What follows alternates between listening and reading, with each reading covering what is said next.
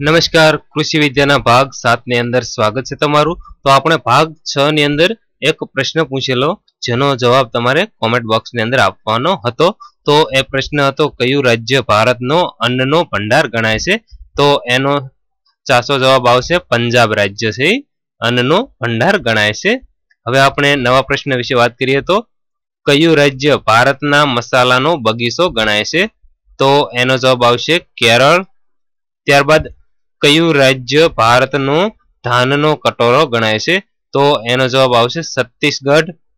ત્યાર પછી કયું રાજ્ય ફળોનું સ્વર્ગ ગણાય છે? તો એનો જવાબ આવશે આંધ્રપ્રદેશ। ત્યાર પછી કયું રાજ્ય ઈંડાની કટોરી ગણાય છે? તો એનો જવાબ આવશે આંધ્રપ્રદેશ। ત્યાર પછી કયું રાજ્ય ભારતનું ડેનમાર્ક ગણાય છે? તો એનો જવાબ આવશે ગુજરાત। ત્યાર પછી કયું શહેર કેરીઓનું શહેર ગણાય છે? તો એનો જવાબ આવશે મલિહાબાદ। ત્યાર પછી કયું શહેર ભારતના મસાલાનું શહેર ગણાય છે?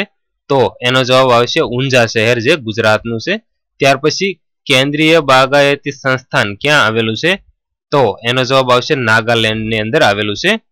ત્યાર પછી ભારતમાં સરેરાશ સૌથી મોટા ખેતરો કયા રાજ્યમાં આવેલા છે? તો એનો જવાબ આવશે રાજસ્થાન। ત્યાર પછી ભારતમાં સરેરાશ સૌથી નાના ખેતરો કયા રાજ્યમાં આવેલા છે?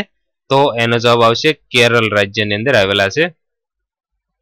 ત્યાર પછી ભારતમાં સૌથી વધુ ઉજ્જડ જમીન કયા રાજ્યમાં છે? તો એનો જવાબ છે રાજસ્થાનની અંદર। ત્યારબાદ કયા કયા પાકો વેપારી પાકો ગણાય છે? તો એની અંદર જવાબ આવશે શણ, કપાસ, તમાકુ અને શેરડી। ત્યાર પછી ફળો વિશે કરવામાં આવતા અધ્યયનને શું કહે છે?